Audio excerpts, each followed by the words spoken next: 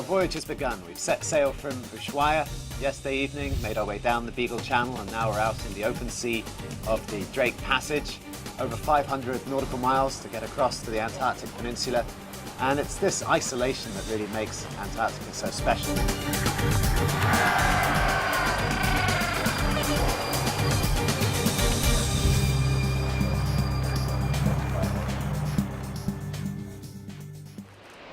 I've been coming to Antarctica for more than 30 years now. I think it's safe to say it's in my blood. And this is one of my favorite places too. It's a perfect spot to start the voyage here at H.O. Island because there's lots to see. It's a convenient landing. Man, people are so excited. It's fun to watch the reaction everybody has with these penguins. Seeing the penguins up close and having them come right up to you was just great. I know I'm here, but I don't believe I'm here. It's just absolutely fantastic. It's beyond all dreams. I have just loved the raw beauty of this place. It's taken me completely by surprise. It's just gone way beyond my expectations. We are surrounded by penguin feathers flying in the wind as the little chicks from the Gen 2 penguins are molting. Right now we have two species of penguins with their chicks. The Gen 2 penguins, which are a little bit taller, weigh about 13 pounds, and the smaller, more feisty chin strap penguins, weighing in at about 9 pounds.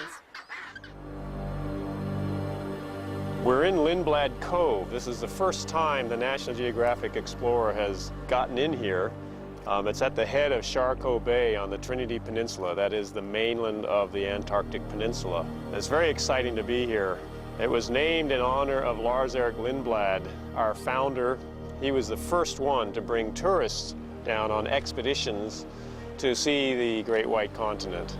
It's a mixture of a couple of pieces of tabular bergs in here, but most of it is made up of ice that's broken off from these glaciers. There are three huge glaciers that feed into Lindblad Cove. And by definition, an iceberg comes from a glacier. That's a really big leopard seal. This is a big female. These are very large, powerful predators. They kill other seals, young seals especially, and of course they feed extensively on penguins. And as big and dangerous and powerful as they are, the surprising thing is they feed on krill to a great extent.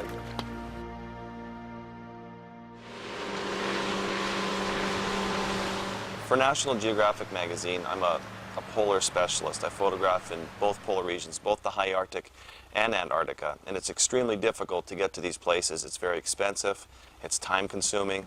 Lindblad has been kind enough to take me to both remote locations, drop me off, give me field support, supply food, and best of all, when I come out of the field, I can come back on board and have a hot shower and actually talk to nice, sociable people.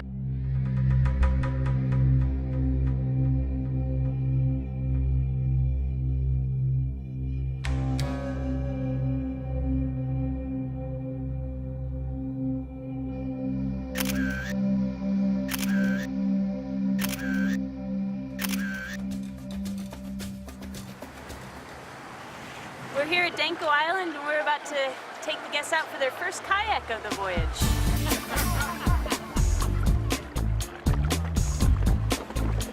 I think there's probably several things that make an expedition different, but the most fundamental is this flexibility, that we have this spontaneity, that we don't have to follow a rigid schedule and have to be at a certain place at a certain time.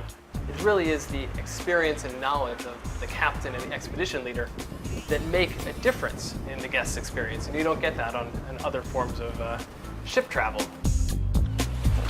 Diving in Antarctica is one of the toughest places you could possibly dive in the world.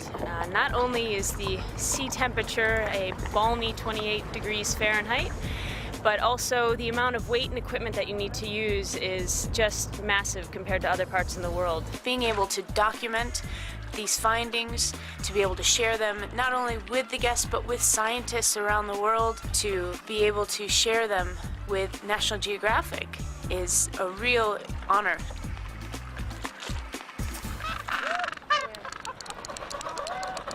I'm Aileen Miller. I'm a researcher with Oceanites, and we're here today with National Geographic and Lindblad and we're going to be counting penguins on the island here.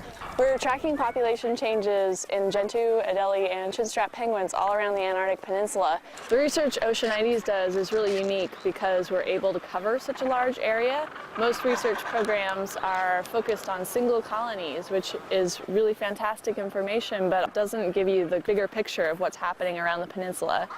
And because we're fortunate enough to be working with Lindblad and to be able to ride along on the Explorer and get to all these different sites, we were able to get a big picture of what's happening with penguin populations. My favorite piece of technology is the ROV, no doubt. It increases our ability to sense the marine world so dramatically. I really enjoy diving with the handheld camera and sharing that kind of footage with the guests, but the ROV takes the whole ship, everyone on board, into a world that is really outside of human experience for all but a very few people.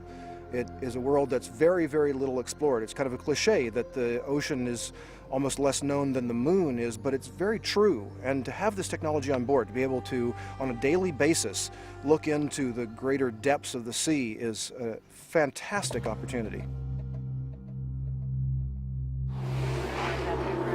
So this morning, as we're approaching Nico Harbor, we spotted a couple of humpback whales, and we slowed and went closer, and they approached us, and they came right to the bow. Now, why were they playing with us? Who knows? I saw no signs of feeding. Many things with animals we cannot explain. They obviously seemed interested in us, and we were certainly interested in them. It doesn't really matter why they were doing it. It was fantastic to have them just circling the boat within a few feet of the bow for a half an hour, dancing around gracefully. It's magical ballet on the bow.